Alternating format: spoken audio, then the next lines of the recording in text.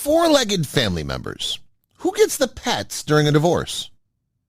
Dustin McCrary, divorce attorney and founder of the law office of Dustin McCrary, discusses a question commonly asked by pet owners during the divorce process.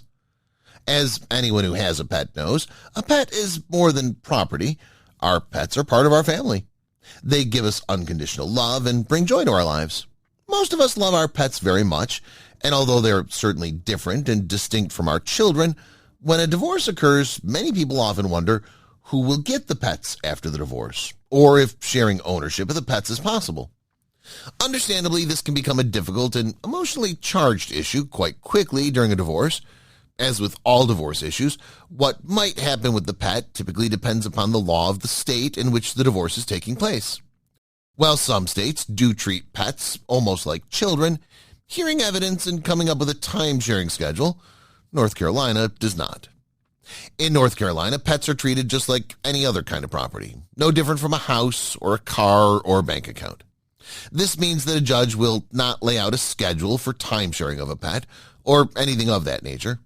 Instead, a court will simply determine who will receive the pet in the property division, and that'll be the end of the issue.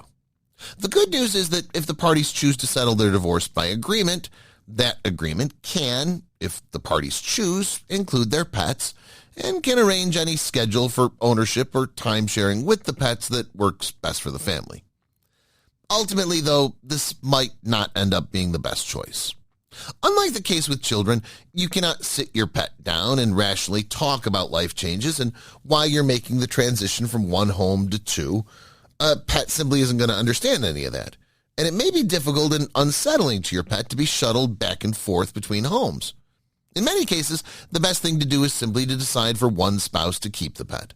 This will still give the children the opportunity to see the pet in that spouse's home, and while it'll be painful for the other spouse initially, it's often for the best for everyone involved. Of course, as with so many issues in a divorce, the parties usually know what's best for their family, and that includes your pets. Coming to an agreement gives you the freedom to do exactly that. While resolving this issue won't be easy, the good news is that families typically do arrive at an agreement, an arrangement that allows them to move forward at peace with doing what's best for their pets and their family situation.